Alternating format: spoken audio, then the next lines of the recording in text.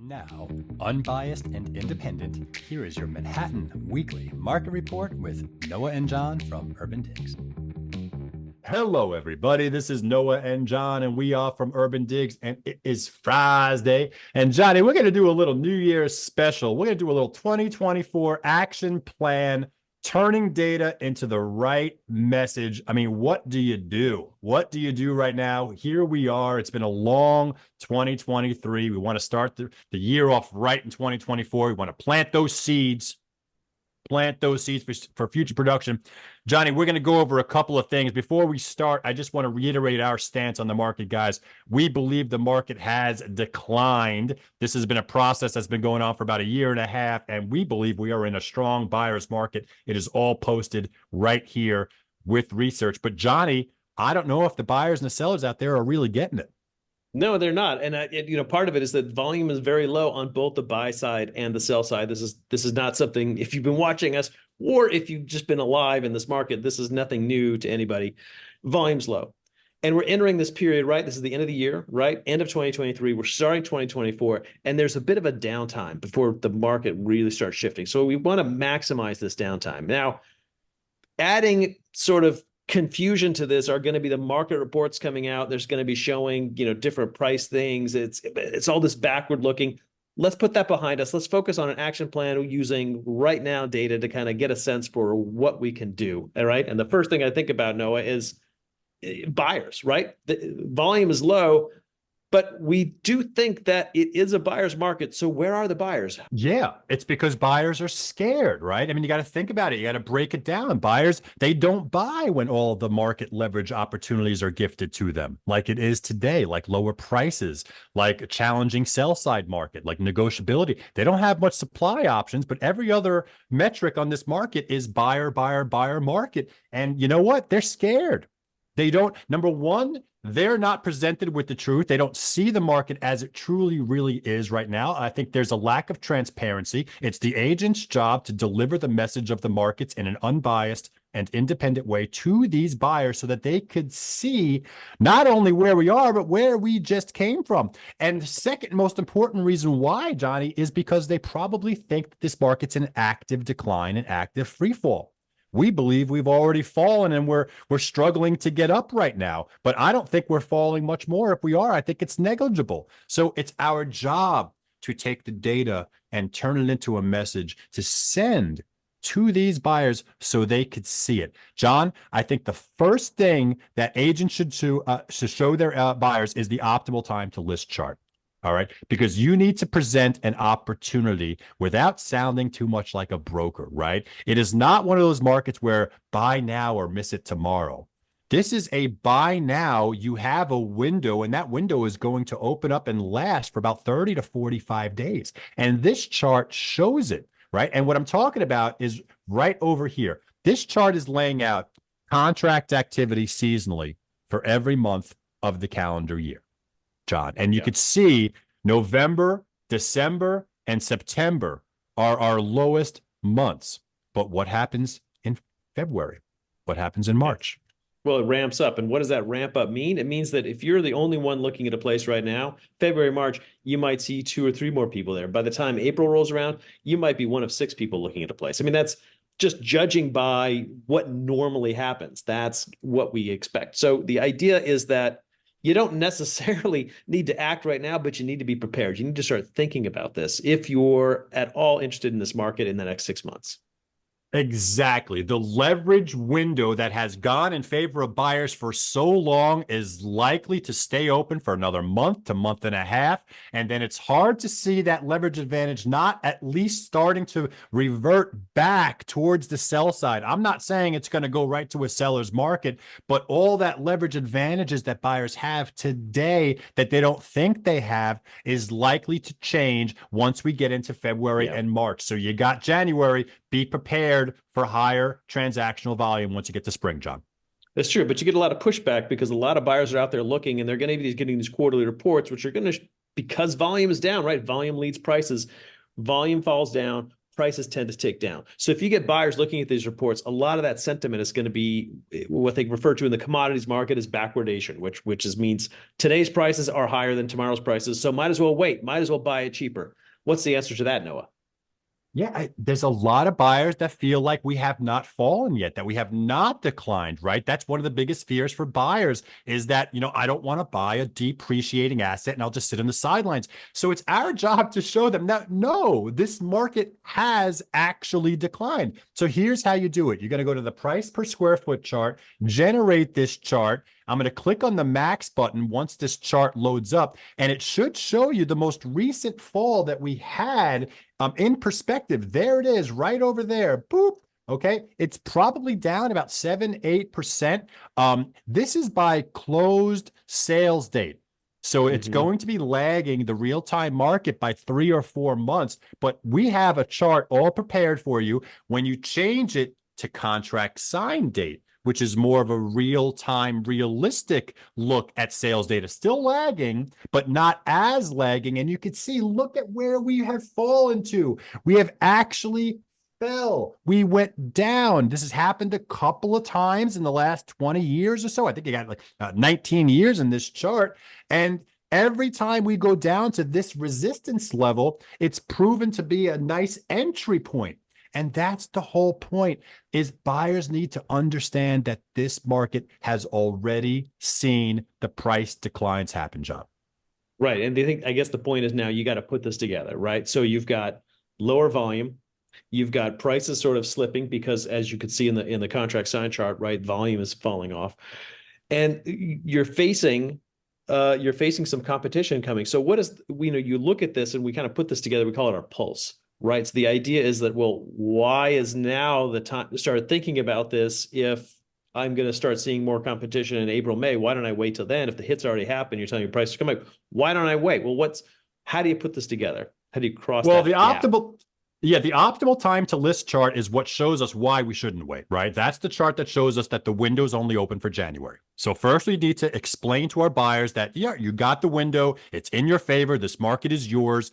Expect it to be yours for about another 30, 45 days, and then expect it to start to go the other way, right? So that expectation's quelled. We got the price per square foot chart to show them that the hit has already happened and most likely is starting to normalize just a little bit. Now you got that pulse, Johnny, which is really telling buyers whether or not it is a buyer's market or not. And the chart clearly shows that it's not only a buyer's market, it has been a buyer's market. Now you have to understand something.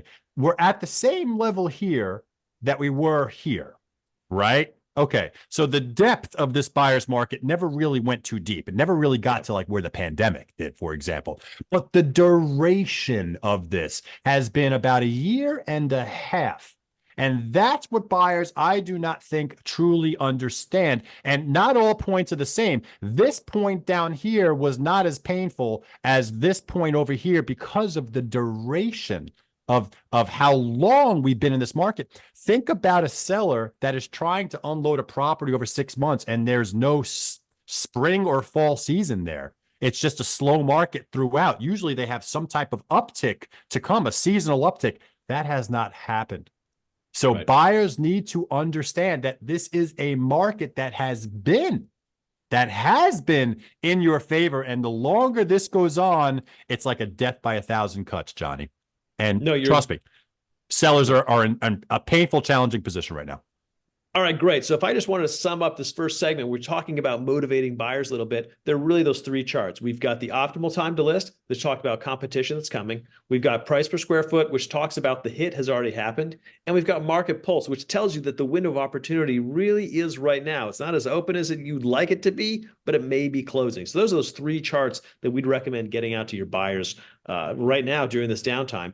The next thing we want to talk about is talking about finding those buyers who really, really want that deep value. They want to see the ones that have really taken the hit. They want to be getting the absolute lowest price possible. Right. So this is a different buyer type, right? So we touched on that buyer that's a little hesitant and scared because they're not understanding the market. Good. That's done. Now let's get into the buyer that is ready, but they want to find that deep panicked seller. It's always tricky, especially when supply is low. All right. So I would definitely let them know supply is low. It's a tough market. However, what you could do is you could utilize our search interface, open the advanced search options, and turn the days on market tool that we have all the way up to 170 plus. And the goal of this is to see what listings are active on the market right now that have been on the market for 170 days. And you know what? Out of the 5,800 listings that are active, trying to sell right now, over 2,000 of them have been on the market over 170 days. These guys did not go off market. And chances are a lot of these guys have been reducing their price. You can see right over here, or the top three all had price reductions. So here's an opportunity to send out a message to your buyers, and you could make it just almost like you're trying to find engagement. So you're casting a wide net, and you say, for any buyers out there that are looking for deep value and are looking for higher than average negotiability tactics, right? Or panic sellers, here's a list of 2,000 sellers that have been on the market for over 6 months and they did not come off. Now you think about what's going to happen in February once all that wave of new listings comes back on the market for spring. These guys are not going to be very happy when faced with new inventory. So there might present this arbitrage opportunity to get these panic sellers to hit a lower than usual bid, John. No, I'm glad you said that. And when you look at it, the market this way, you're going to get a mix. You're getting a mix of the people who are absolutely desperate to sell and they're cutting their price. And you're going to get a mix of the people who have priced wrong from the beginning. Now, sometimes those circles overlap, but it's a really fantastic way of looking at the market, and it's a different way of looking at the market. And no, you talked about expanding your list and getting this out there. So we have a tool, our owners list tool. No, could you explain to people how they can use that to sort of find people who may be interested in expanding their expertise during this downtime of the early year? Yeah, right. I mean, content and messaging is about two prongs, right? Number one is creating the content, knowing what to say, and then number two is distributing that content and growing that audience, right? It should be every agent's goal to grow their audience. There's no excuses for this. What are you doing today, this week, this month to make that audience bigger? And I would suggest the owners list, right? Assuming for all those agents that actually have a monthly marketing letter that goes out, I don't know if they title it something. They should never commingle. I really think that they should have their own marketing, independent, unbiased marketing message separate from all of their new listings and their featured listings and their new developments. There should be separate things, right? Call it Diane's Market Intelligence or Joe's Monthly Market Update. You could personalize it. But then how do you grow? How do you get people to follow this independent voice of reason showing what's going on with the market? Mail, right? I think a lot of agents are just entrenched in the fact that if they mail a postcard or something to owners out there in buildings, it has to be transactional related, right? It has to be something, a new listing or something just rented or just sold. It doesn't have to be, John. You could simply raise awareness for your marketing message that you put out saying, follow me for more independent, unbiased market advice. And this is a great opportunity when there's confusion, when there's challenge, when there's uncertainty, the buyers and the sellers, which are the consumers, those are the leads. That's what leads to transactions. These guys are craving trusted, unbiased information now more than ever to make decisions. They will resonate. And if you can get just a couple of followers, right? I mean, you're not selling a transaction here. You're selling an independent, unbiased marketing message to grow your network. And this is one way you could do it, John. Yeah, thanks. And I think listen, it takes a lot of work. This is not something you send once and it pays for itself immediately. No, this is a long thing. But in the owners list, you can target things. So you could send something to a specific building talking about that specific building. Is it easy? No, it takes a lot of work. It takes a lot of effort on your part. However, that expertise is above and beyond what most people are going to get. Yeah, a lot of agents didn't even know we have that. You simply go to save searches on the left and you go to owners list on the top, and there you go. It's part of your subscription. You do not have to pay for it. So that's that. You can get that. You know, John, a lot of agents have paralysis analysis.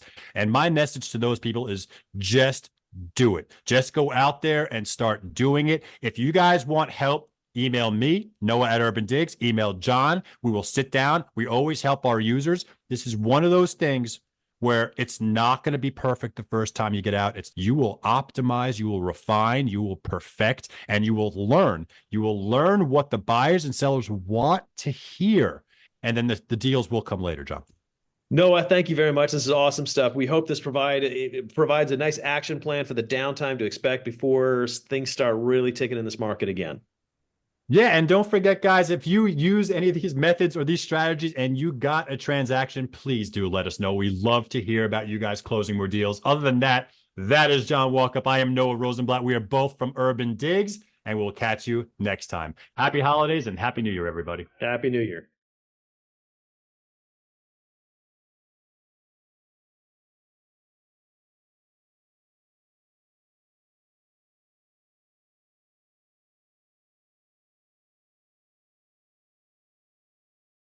So you're going to get your something, but definitely going to get something, Johnny. It's a little holiday surprise spam package. It's all crammed into something. You don't know what it is, but it's good. It's good. It's good. Just fry it up. Just bundle it up, put it in a little ball, just send it out to you guys. Yeah, little sprinkles.